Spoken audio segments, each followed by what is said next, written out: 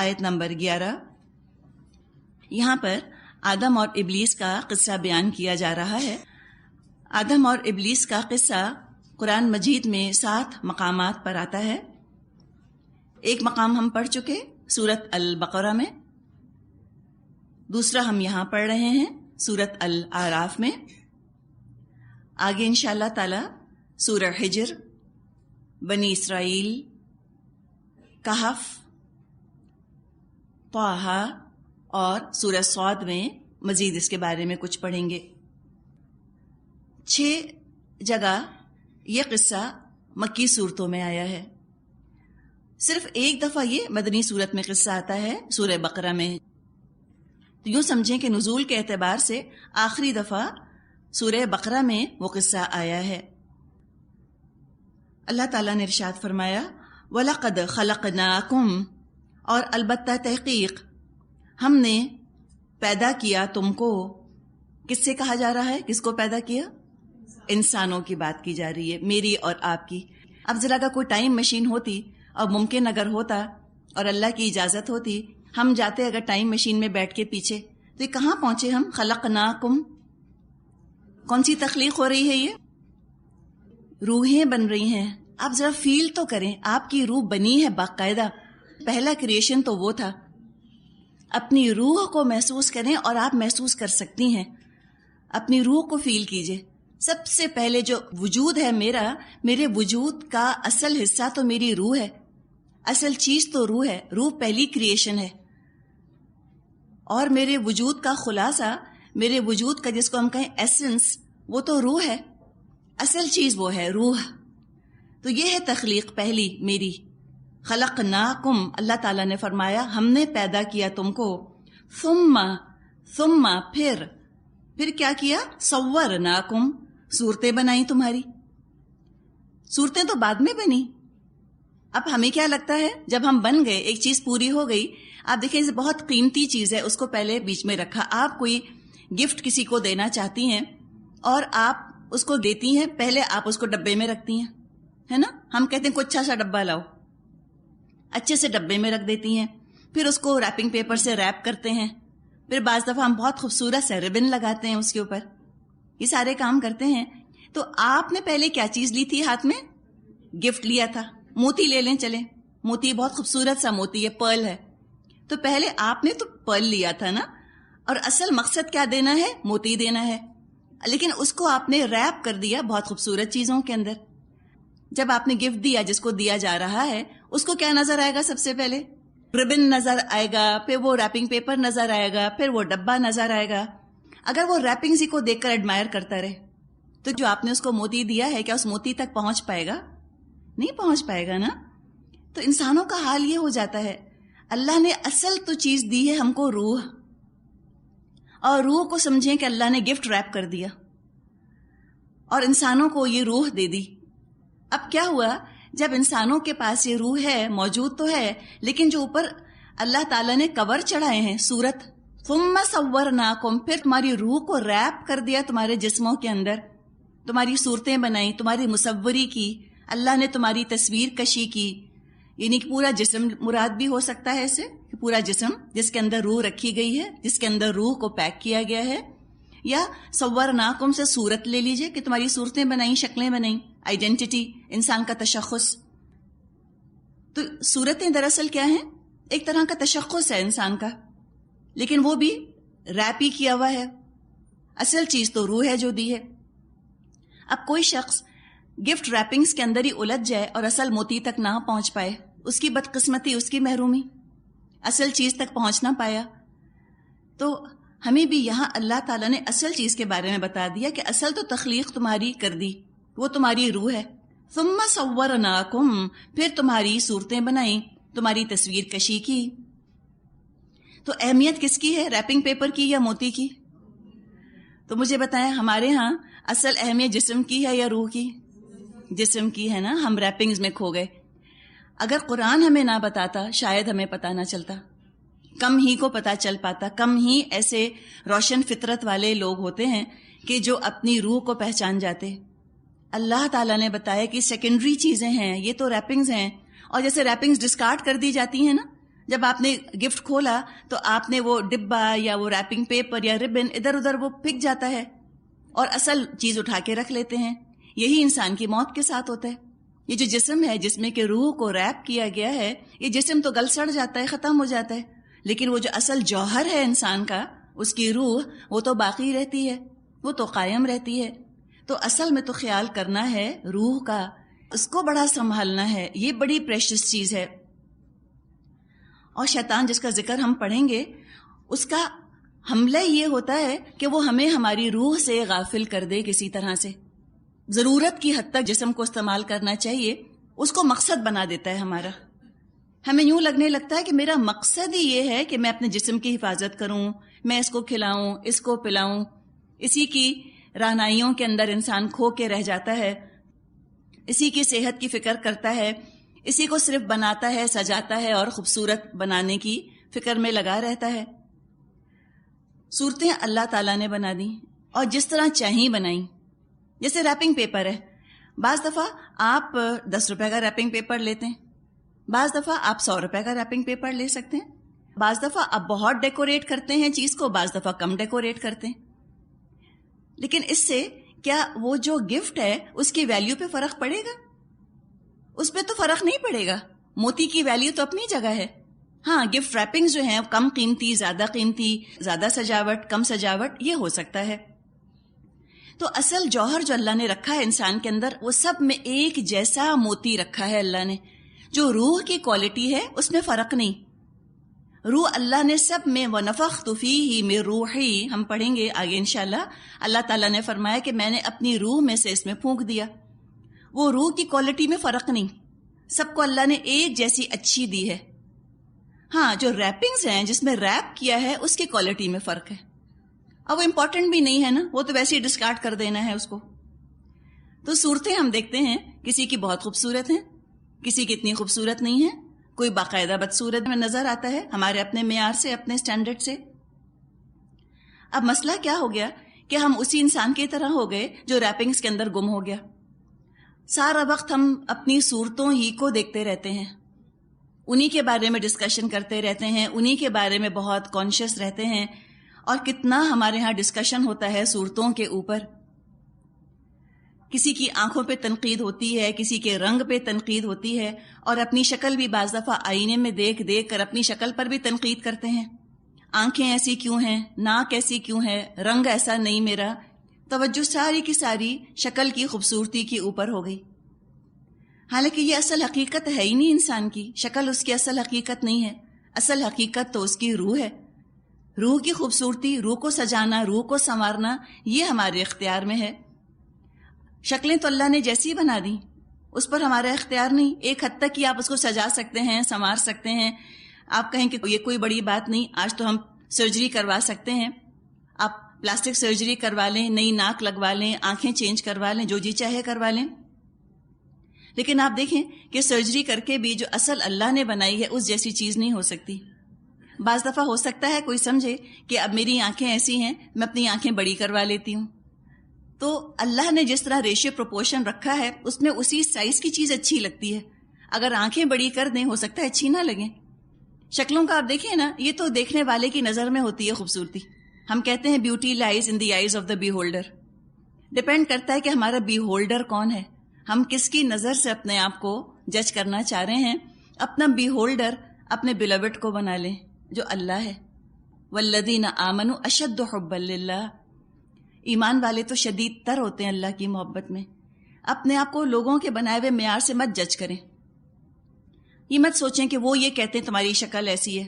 ایک اور چیز ہم کیا سمجھتے ہیں کہ شکل ہی سے سارے فیصلے ہوں گے. اور خاص طور پہ لڑکیوں کے معاملے میں تو ہم بہت زیادہ بعض دفعہ غلوف کا شکار ہو جاتے ہیں. پیدا ہوتی بچی کو دیکھ کر جو تبصرے ہوتے ہیں، ہائے اس کا رنگ کم ہے، شادی کیسے ہوگی، ہائے ناک پھینی، شادی کیسے ہوگی، آنکھیں ایسی، شادی کیسے ہوگی. ہم نے کیا سمجھا کہ اگر شکل اچھی ہے تو نیک بھی ہوگی. کیوں؟ اس لیے کہ سنڈریلا کا تصور آتا ہے نا. سنڈریلا اتنی پیاری تھی، اتنی سویٹ تھی. اگلی سسٹرز اگلی تھیں اور بری تھیں. تصور یہی ہے نا. آپ فیری ٹیلز بھی دیکھیں، اس میں بھی یہی نظریہ پروپیگیٹ کیا گیا. یوں سمجھے نا کہ جس کی روح اچھی ہوتی ہے، جس کی فطرت اچھی ہوتی ہے، اس کی شکل بہت پیاری ہوتی ہے، وہ بہت خوش قسمت ہوتا ہے، اس کی شادی شہزادے سے ہوتی ہے اور وہ بڑے سے محل میں بہت خوش رہتی ہے.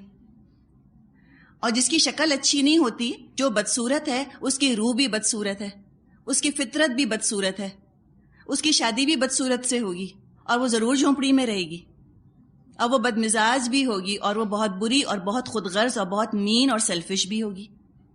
یہ کس نے تصور دیا؟ دین نے تو نہیں دیا، یہ فیری ٹیل سے تصور دیا ہے. چاہے آپ سنو وائٹ کو لے لیں، چاہے آپ سنڈریلا کو لے لیں، آپ جس مرضی جس کو اٹھا کے دیکھ لیں. اور یہ چیزیں ہمارے شعور کے اندر رچ بس گئی ہیں نا، غیر شعوری لا شعور کی سطح تک یہ چیزیں ہماری اتر گئی ہیں، حالانکہ بالکل غلط. ریپنگز کا اصل تحفے سے کوئی تعلق نہیں ہوتا، اسی طرح شکل کا ہماری روح کی حالت سے کوئی تعلق نہیں. ہماری شکل کوئی انڈیکیشن نہیں ہے کہ ہماری روح کس حال کی ہے یا ہماری قسمت کیسی ہوگی. جس رب نے شکل بنائی ہے اس رب نے قسمت بنائی ہے. اگر صرف خوبصورت شکلوں سے قسمتیں خوبصورت ہوتی تو سب خوبصورت لوگ بہت خوش ہوتے دنیا میں، اور معمولی شکلوں والے سب رو پیٹ رہے ہوتے. حالانکہ ایسا نہیں ہوتا، اللہ بناتا ہے، تقدیر اللہ کے پاس ہے. شکل کا کوئی تعلق نہیں مستقبل سے، کوئی تعلق نہیں خوش رہنے سے یا اچھی جگہ شادی ہونے سے یا بری جگہ شادی ہونے سے. تو ان چیزوں کے بارے میں نہ اتنا کانشیس ہونا ہے اور نہ اتنا ان کے بارے میں ڈسکشن کرنا ہے. ہم ڈسکس بھی بہت کرتے ہیں نا، اور 3 موقعوں پر تو شکلوں کو بہت ڈسکس کیا جاتا ہے. ایک پیدا ہوا بچہ، اس کی شکل ضرور ملاتے ہیں کسی نہ کسی سے، اور کچھ نہیں مل رہی ہوتی، اور بچہ کچھ پتا چل رہا ہوتا ہے، آنکھ اس جیسی ہے، ناک اس جیسی ہے، اور ہونٹ اس جیسے ہیں، حالانکہ سب بچے تقریباً ایک ہی جیسے لگ رہے ہوتے ہیں. تو شکلوں پہ بہت ڈسکشن ہوتا ہے پیدا ہوئے بچے کی. پھر جب شادی ہوتی ہے دلہن کی شکل پہ بھی بہت ڈسکشن ہوتا ہے. اور ایک جب انسان مر جائے موت کے بعد، مردوں کی شکلوں پر بھی بہت ڈسکشن ہوتا ہے.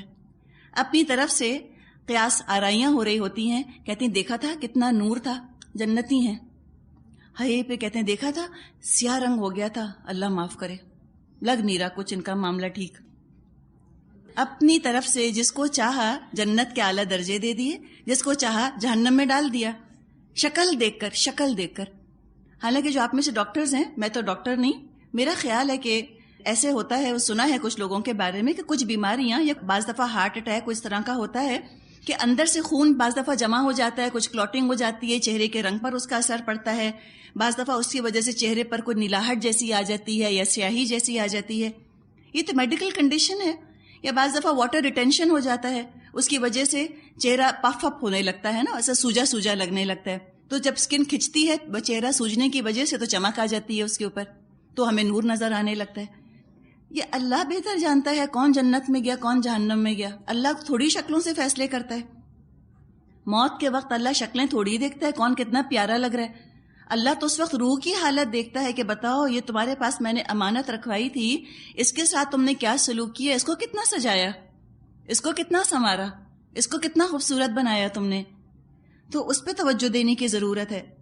تو یہ بہت خوبصورت بات ہے. وَلَقَدْ خَلَقْنَاكُمْ، ہم نے تمہاری تخلیق کی، ثُمَّ صَوَّرْنَاكُمْ، پھر ہم نے تمہاری صورتیں بنائیں. اب یہ جسم اور روح، اس کا مرکب، اس کا نام انسان ہے، آدم. جب یہ انسان کی تخلیق مکمل ہو گئی روح اور جسم کے ساتھ، ثُمَّ قُلْنَا، پھر ہم نے کہا، لِلْمَلَائِكَةِ، فرشتوں سے، اسْجُدُوا لِآدَمَ، سجدہ کرو آدم کو. آدم کا مطلب ہوتا ہے گندمی رنگ والا، ویٹ کلرڈ. ادیم الارض سے بھی کہا جاتا ہے، یہ لفظ بنا ہے الف دال یا میم. ادیم کہتے ہیں زمین کے چھلکے کو، کرسٹ آف دی ارتھ کو. کچھ روایات ہیں، ان کی سند کا تو میں کچھ کہہ نہیں سکتی، لیکن یہ آپ کو ملیں گی کچھ تفسیر کی کتابوں میں کہ وہ یہ کہتے ہیں کہ جب اللہ تعالیٰ نے آدم علیہ السلام کی تخلیق کا ارادہ فرمایا تو فرشتوں کو دنیا میں بھیجا اور ان سے کہا کہ جگہ جگہ کی مٹی اٹھا کر لے آؤ. تو کہیں کچھ سرخ مٹی، کہیں سے سفید، کہیں سے کالی، کہیں سے پیلی، رنگ برنگ کی مٹی آ گئی. واللہ عالم یہ درست ہے یا نہیں روایت، لیکن ہم یہ تو دیکھتے ہیں کہ انسانوں کے رنگ کتنے مختلف ہیں. کوئی وائٹ ہیں، کوئی ویٹ ہیں، کوئی یلو ریسز ہیں، کوئی کچھ ایسے ہیں جن کے رنگوں کے اندر سرخی زیادہ غالب ہے. لیکن بہرحال جو مٹی ہے، کہا جاتا ہے کہ دنیا کی مٹی سے ہی انسان کو بنایا گیا. ادیم الارض، زمین کا چھلکا، کرسٹ آف دی ارتھ، اس سے یہ لفظ جو ہے آدم بنا ہے. واللہ عالم. یہ لوگوں کی اپنی اپنی آراء ہیں، کوئی ہمارے دین ایمان کا اس سے تعلق نہیں. جس کا دل چاہے مانے، جس کا دل چاہے نہ مانے، کوئی فرق نہیں پڑتا. صرف ایک علمی قسم کی بحث ہے. تو یہاں پر ذکر آ گیا فرشتوں کا اور آدم علیہ السلام کا. آگے فرمایا فَسَجَدُوا، ان سب نے سجدہ کیا، الا ابلیس، سوائے ابلیس کے، لم یکم من الساجدین، وہ سجدہ کرنے والوں میں شامل نہ ہوا. اب یہاں پر ایک اور مخلوق کا ذکر آ گیا، ابلیس. یہ 3 عاقل مخلوقات ہیں، عقل رکھنے والی، جن کا ذکر ہے. پہلے ملائکہ، فرشتے کامل اطاعت ہیں.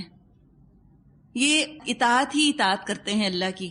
قرآن میں ہم پڑھیں گے یفعلون ما یؤمرون، وہ کام کرتے ہیں جس کا ان کو حکم دے دیا جائے. لا یعصون ما امر اللہ، وہ اللہ کے کسی حکم کی نافرمانی نہیں کرتے. تو وہ کامل اطاعت ہیں. پھر ذکر آیا یہاں پر ابلیس کا. ابلسا یبلسو کا مطلب ہوتا ہے انتہائی مایوس. ابلیس فرشتوں میں سے نہیں تھا، یہ جنوں میں سے تھا. سورہ کہف میں اس کی صراحت کان من الجن ففسق عن امر ربہ، وہ جنوں میں سے تھا لیکن وہ اپنے رب کے حکم سے نکل بھاگا، اس نے اپنے رب کے حکم کی نافرمانی کی. ابلیس جنوں میں سے تھا. یہ ایک خاص جن تھا. جنوں کی بھی پوری ایک اسپیشی ہے، پوری ریس ہے. جیسے انسان ہے، انسان اللہ کی مخلوق ہے، ایسے اللہ نے ایک اور مخلوق بنائی ہے، جن. جنوں میں بھی ہر طرح کے ہوتے ہیں، اچھے بھی ہوتے ہیں، برے بھی ہوتے ہیں. یہ ابلیس جو ہے یہ خاص جن کا اپنا نام ہے، اور اس کا جو نام ہے وہ آتا ہے روایات میں عزازیل، عین سے عزازیل. ابلیس دراصل اس کا لقب ہے، ٹائٹل ہے جو اس کو دیا گیا، اس لیے کہ یہ خاص جن جو ہے یہ اللہ کی رحمت سے بالکل مایوس ہو چکا ہے. ابلسا یبلسو کا مطلب ہوتا ہے اللہ کی رحمت سے مایوس یا انتہائی مایوس. سارے جن ابلیس نہیں ہوتے، جنوں میں اچھے جن بھی ہوتے ہیں، برے بھی ہوتے ہیں. جن جنوں میں یا جن انسانوں کے اندر سرکشی کا مادہ ہوتا ہے، بغاوت کا مادہ ہوتا ہے، اللہ کی نافرمانی کا مادہ بہت زیادہ ہوتا ہے، ان کو شیطان کہا جاتا ہے. شیطان انسانوں میں سے بھی ہوتے ہیں، جنوں میں سے بھی ہوتے ہیں. تو شیطان کیا ہے؟ شیطان دراصل کسی ایک جن کا یا کسی ایک کا نام نہیں ہے، یہ ایک صفت ہے، ایک کوالٹی ہے شیطان ہونا. اور جس میں بھی وہ کوالٹی، شیطانی پن کی کوالٹی پائی جائے، اس کو شیطان کہہ دیا جاتا ہے، چاہے وہ انسانوں میں سے ہوں، چاہے وہ جنوں میں سے ہوں. باغی ہیں، سرکش ہیں، ریبیلیس ہیں، اللہ کے نافرمان ہیں، شیطانیت ہے ان کے اندر، اللہ کی رحمت سے دوری ہے ان کے لیے. تو ابلیس کا سمجھ لیں، اس کی صفت کیا ہے؟ شیطان. ٹھیک ہے نا؟ لیکن اس کا لقب کیا ہے؟ ابلیس. اور اس کا نام ہے عزازیل، جو روایات میں آتا ہے. بیچ میں ایک اور مخلوق ہے، آدم، انسان. ابلیس کامل نافرمانی ہے ابلیس، کسی چیز میں اللہ کی اطاعت نہیں کرتا. دوسری طرف فرشتے ہیں کامل اطاعت. تو کامل اطاعت اور کامل نافرمانی کے بیچ میں انسان ہے. چاہے تو اطاعت کر کے اللہ کی فرشتوں سے بھی آگے نکل جائے، مسجود ملائک بنا، اور چاہے تو اپنے رب کی نافرمانی کر کے ابلیس جیسا بن جائے. اب یہ انسان کے پاس چوائس ہے، یہ ان بٹوین ہے، مرکب ہے نا، معجون مرکب ہے انسان. دونوں چیزیں ہیں اس کے اندر. اس میں نورانی پن بھی ہے اور ظلمانی پن بھی ہے. اس میں فرشتوں کی طرح اطاعت کا جذبہ بھی ہے، اس کے اندر شیطان کی طرح سرکشی کا جذبہ بھی ہے. جس چیز کو پروان چڑھا لے، جس اپنے جذبے کو، جس کوالٹی کو پروان چڑھا لے، وہ پروان چڑھ جاتی ہے. اس میں یہ جو عزازیل ہے، اس کے بارے میں روایات میں آتا ہے کہ 70,000 سال سے عبادت کر رہا تھا، بڑا عابد تھا، عبادت گزار تھا. تو عبادت تو یہ کر رہا تھا، اور اس عبادت کی وجہ سے کہتے ہیں کہ یہ آ کر فرشتوں میں شامل ہو گیا تھا. عالم بھی تھا، تو عالم بھی تھا، عابد بھی تھا، زاہد بھی تھا، عارف بھی تھا، اللہ کو جانتا تھا، معرفت تھی اللہ کی اس کے دل میں، سب کچھ تھا. لیکن کوئی عابد ہو، عالم ہو، زاہد ہو، عارف ہو، کچھ ہو، اگر اللہ کا عاشق نہ ہو وہ اطاعت نہیں کر سکتا نا، بندگی نہیں کر سکتا. تو عبادت یہ کرتا رہا، عبادت اس نے کی، عبادت اس کو سمجھ میں آتی تھی کہ ہاں اللہ مجھ سے بڑا ہے، مجھے اللہ کے آگے جھکنا چاہیے، اللہ کی عبادت کرنی چاہیے. عبادت کرتا رہا، عبادت کرتا رہا، اطاعت نہ ہو سکی، اطاعت اس سے نہیں ہو سکی، اوبیڈینس نہیں ہو سکی. اطاعت اس نے اپنی عقل کی، اپنے نفس کی. لہذا عبادت اللہ کی کرتے رہنا اور اطاعت اپنے نفس کی کرنا، یہ 100% ابلیسیت ہے. اسی سے بچنے کے لیے ہم سے کہا ہے کہ کہو ان صلاتی و نسکی و محیای و مماتی للہ رب العالمین. اور ہم سے کہا گیا یا ایھا الذین آمنوا ادخلوا فی السلم کافۃ، اے لوگو جو ایمان لائے ہو تم اسلام میں پورے کے پورے داخل ہو جاؤ. اور اللہ تعالیٰ ناراض ہوتا ہے اس بات پر کہ افتؤمنون ببعض الکتاب وتکفرون ببعض، کہ کیا تم کتاب کے کچھ حصے پر ایمان لاتے ہو، کچھ کا انکار کر دیتے ہو. نماز، روزہ، حج، زکوٰۃ تو تم لے لیتے ہو قرآن سے، اور باقی جو احکامات تم کو دیے گئے وہ تم نہیں لیتے. تو فرمایا ہے نا وہاں پر کہ فما جزاء من یفعل ذلک منکم الا خزی فی الحیاۃ الدنیا ویوم القیامۃ یردون الی اشد العذاب وما اللہ بغافل عما تعملون. اس کی سزا کیا ہو سکتی ہے سوائے اس کے کہ دنیا میں رسوائی کا عذاب تم کو ملے اور قیامت کے دن تم شدید تر عذاب میں لوٹا دیے جاؤ. اللہ غافل نہیں ہے تمہارے اعمال سے. تو اتنی سختی کے ساتھ کیوں روکا گیا ہے ہم کو کہ تم آدھی اطاعت مت کرنا؟ شیطان والی چیز ہو جائے گی. عبادات کی حد تک تو اطاعت کر لی، اور باقی معاشرت، معیشت، سیاست، ان کے اندر اللہ کی اطاعت نہ کی. معاملات کے اندر یہ اللہ کو چیز پسند نہیں. آپ دیکھ لیں ہمارے یہاں یہ بات آپ کو ملے گی کہ عبادت اللہ کی ہے، اطاعت معاشرے کی ہے یا نفس کی ہے. کیسے؟ ایک خاتون ہے، اندھیرا کمرہ ہے، تنہا ہے، کوئی نہیں دیکھ رہا، نماز ان کو پڑھنی ہے. کیسے پڑھیں گی؟ سطر ڈھانپ کے پڑھیں گی نا، لازماً پورا دوپٹہ لپیٹیں گی، بال ڈھانکیں گی اور نماز پڑھیں گی. کسی کو آپ نہیں دیکھیں گی کہ کوئی تنہا بھی نماز پڑھ رہی ہو اور وہ بغیر دوپٹے کے کھڑی ہو جائے یا بغیر سطر کے نماز شروع کر دے. نہیں ہوتا. اس میں ہم بہت پرٹیکولر ہیں. لیکن جا نماز لپیٹی، اب معاشرے میں آئے لوگوں کے سامنے، اب لوگ گوارا نہیں کرتے کہ ہم سر لپیٹیں.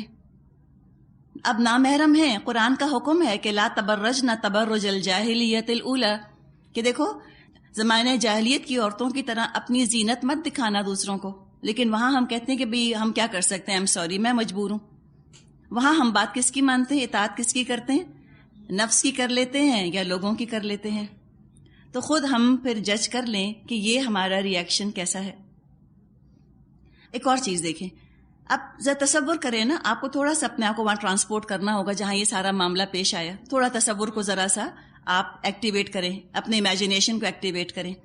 اللہ تعالیٰ نے حکم دیا سارے فرشتوں کو کہ سجدہ کرو آدم کو. سب نے سجدہ کیا، کلہم اجمعین، سب نے اکٹھے، ایک لہجے کا انہوں نے ہیزیٹیٹ نہیں کیا، ہچکچائے نہیں.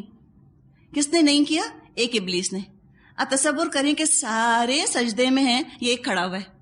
کیسا لگ رہا ہوگا؟ کتنا نمایاں لگ رہا ہوگا، کتنا پرومیننٹ لگ رہا ہوگا، standing out in a crowd, different. یہ ہے اس کی صفت. اس کو اچھا تو بہت لگا ہوگا کہ میں کتنا نمایاں ہوا. اور یہ ہوتا ہے جو نافرمانی کر رہے ہوتے ہیں وہ زیادہ نمایاں ہوتے ہیں. They do stand out in a crowd. اور جو فرما برداری کر رہے ہوتے ہیں وہ نہیں اتنے نمایاں ہوتے. مثال کے طور پہ یہاں آپ سے درخواست کی جاتی کہ آپ لوگ خاموشی کے ساتھ بیٹھ کے اپنا کام کیجئے. آپ سب الحمدللہ خاموشی کے ساتھ بیٹھ کے اپنا کام کر رہی ہوتی ہیں، کوئی نمایاں نہیں، سب ایک جیسی لگ رہی ہیں. آپ ایک کھڑا ہو کے بولنا شروع کر دے، نمایاں کون ہوگا؟ وہی ہوگا نا. کیا اس کا نمایاں ہونا اس کی اچھائی کی دلیل ہے؟ Just because that person is prominent اس کا مطلب ہے وہ بڑا اچھا ہے؟ مشہور تو ہوگا وہ، کیا پتہ اب گھر جا کے ڈسکس کریں کہ ان کو دیکھا تھا وہ کیسے کھڑی ہو گئی تھی، کتنی زور زور سے انہوں نے بولنا شروع کر دیا تھا. تو شہرت تو ہوگی. کیا شہرت کا ہونا کسی کے اچھے ہونے کی دلیل ہے؟ ہرگز نہیں. کسی کا معاشرے میں نمایاں ہو جانا کیا اس کے اچھے ہونے کا لازمی حصہ ہے؟ ہرگز نہیں. آج ہم دیکھ رہے ہیں اخباروں میں تصویریں اور ڈسکشنز اور تبصرے اور ذکر کس کا ہے؟ اکثر اللہ کے نافرمانوں کا.